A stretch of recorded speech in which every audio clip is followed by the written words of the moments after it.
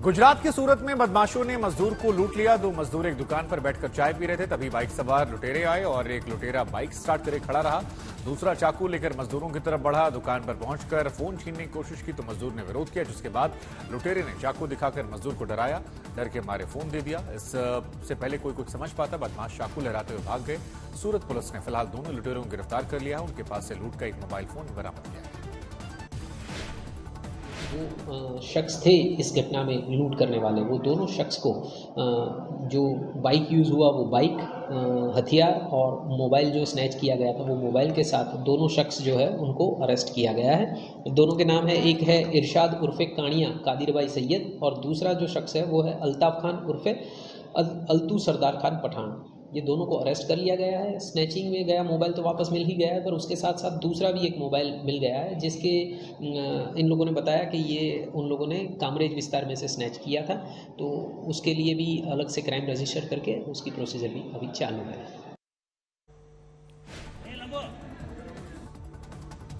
इधर कर्नाटक के लिए बीजेपी ने घोषणा पत्र जारी कर दिया है। चुनावी घोषणा पत्र को बीजेपी संकल्प पत्र कह रही है। इस संकल्प पत्र में बीजेपी ने कई लोक लुभावन वादे किए।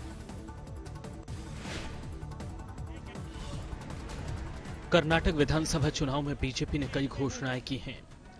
इसमें यूनिफॉर्म सिविल कोड से मुफ्त की रेवड़ियां तक शामिल हैं। कर्नाटक में बीजेपी के घोषणा पत्र ने साबित किया है कि मुफ्त वाले दांव में कोई नुकसान नहीं है।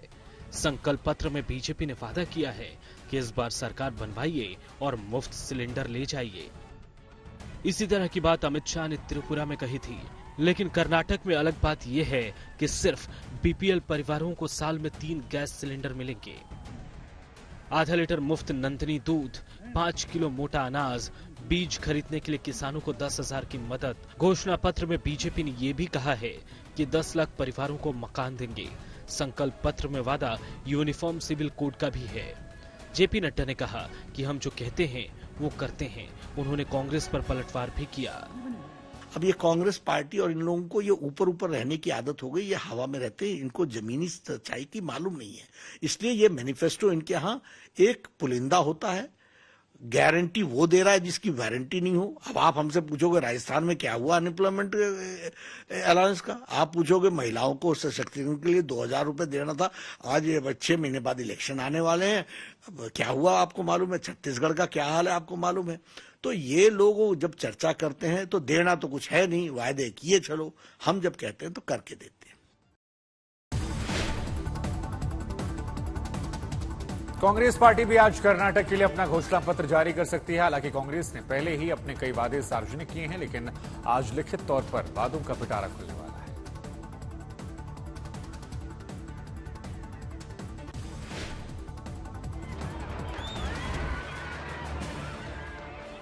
बीजेपी का घोषणा पत्र जारी होने के बाद अब बारी कांग्रेस की है। कांग्रेस अध्यक्ष मल्लिकार्जुन खड़गे पार्टी का घोषणा पत्र जारी करेंगे। सूत्रों की माने तो कांग्रेस के घोषणा पत्र में पुरानी पेंशन स्कीम, रोजगार और नौकरियों पर फोकस रहेगा। कांग्रेस के बड़े नेताओं ने पहले ही कई घोषणाएं कर दी हैं, जिसमें सरकारी कर्मचारियों के लिए पुरानी पेंशन स्कीम अहम है। खड़गे ने कहा कि सरकार बनते ही पुरानी पेंशन व्यवस्था लागू कर देंगे, बिल्कुल वैसे ही जैसे हिमाचल प्रदेश में किया है। राहुल गांधी भी कर्नाटक की जनता से कई वादे पहले ही कर चुके हैं, जिसमें मछुआरों के लिए बीमा योजना, बेरोजगार ग्रेजुएट और डिप्लोमाधारी युवाओं के लिए भत्ता शामिल है। इसके अलावा कांग्रेस ने 200 यूनिट बिजली, 10 किलो मुफ्त अनाज का भी वादा घोषणा पत्र से पहले कर दिया है। राहुल गांधी ने मछुआरों से यह भी कहा कि उनके लिए डीजल पर सब्सिडी दी जाएगी।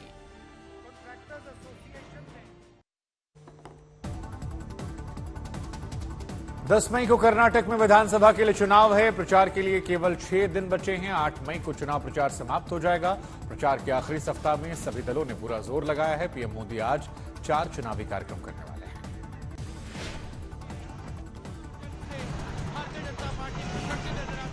कर्नाटक में चुनाव प्रचार के आखिरी हफ्ते में रैलियों और रोड शो का रेला लग गया है।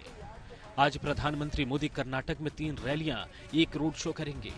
पीएम मोदी की पहली रैली चित्रदुर्गा, दूसरी विजयनगर, तीसरी रैली सिंधानूर और शाम को कलबुर्गी में रोड शो होगा। गृह मंत्री अमित शाह आज 6 चुनावी कार्यक्रमों में शिरकत करेंगे। अमित शाह की एक रैली मैसूर में और 2 रैलियां कामराजनगर में प्रस्तावित हैं। इसके अलावा गृह मंत्री 3 रोड शो भी करेंगे। तीनों रोड शो बेंगलुरु के अलग अलग विधानसभाओं में होंगे। कांग्रेस की तरफ से प्रियंका गांधी भी धुआंधार प्रचार कर रही हैं। राहुल गांधी की पहली रैली शिमोगा, दूसरी दावणगिरी में होगी। शाम को चिकमंगलुरु में रोड शो प्रस्तावित है। प्रियंका गांधी की पहली रैली मांड्या में होगी। इसके बाद वो 3 रोड शो करेंगी। चिंतामणि, हसोक्ते और सीवी रमन नगर में प्रियंका गांधी रोड शो करेंगी। कुल मिलाकर ये हफ्ता कर्नाटक के लिए बेहद अहम है, क्योंकि प्रचार के आखिरी दौर में कोई भी दल कसर बाकी नहीं रखना चाहता।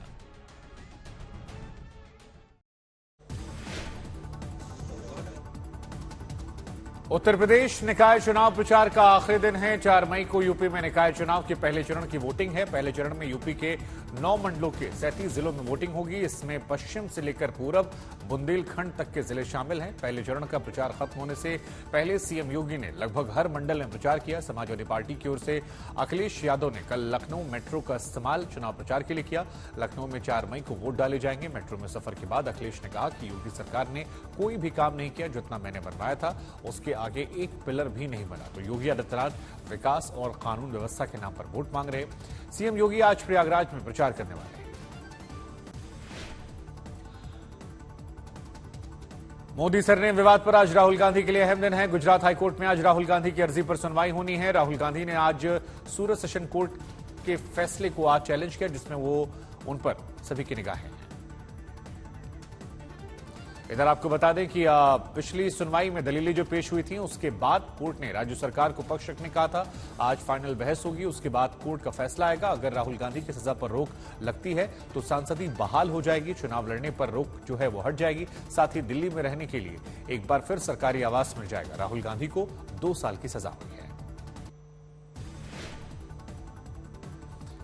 जंतर मंतर पर पहलवानों का धरना प्रदर्शन जारी है। पदकवीर पहलवानों के धरने का आज 1वां दिन है, लेकिन सरकार की ओर से कोई भी उनसे मिलने नहीं पहुंचा। ये पहलवान कुश्ती संघ के अध्यक्ष बृजभूषण शरण सिंह की गिरफ्तारी की मांग कर रहे हैं। बृजभूषण पर मुकदमा भी हुआ है, लेकिन दिल्ली पुलिस उन्हें गिरफ्तार नहीं कर रही। इसी बीच बृजभूषण शरण सिंह ने नया दांव मारा है। बीजेपी सांसद ने कहा कि उनकी जान को खतरा है। पहलवानों के धरना प्रदर्शन को टुकड़े टुकड़े गैंग से जोड़ा। बृजभूषण ने यहां तक कहा कि इस धरना प्रदर्शन के पीछे कुछ उद्योगपतियों का हाथ है। बहरहाल मोदी सरकार पहलवानों के धरना प्रदर्शन को गंभीरता से नहीं ले रही, लेकिन विपक्षी दलों के नेता आए दिन जंतर मंतर पर पहुंच रहे और पहलवानों का समर्थन कर रहे हैं। उत्तराखंड में अवैध निर्माण को हटाया जा रहा। पिछले कुछ दिनों हमने ग्राउंड रिपोर्ट दिखाई थी कि जिम कॉर्बेट टाइगर रिजर्व में अवैध मजार बनाई गई है, जिसके बाद उत्तराखंड सरकार ने सख्ती से कदम उठाने का फैसला किया। पूरे प्रदेश में जितने अवैध कब्जे हैं चिन्हित करके ध्वस्त करने का फैसला हुआ।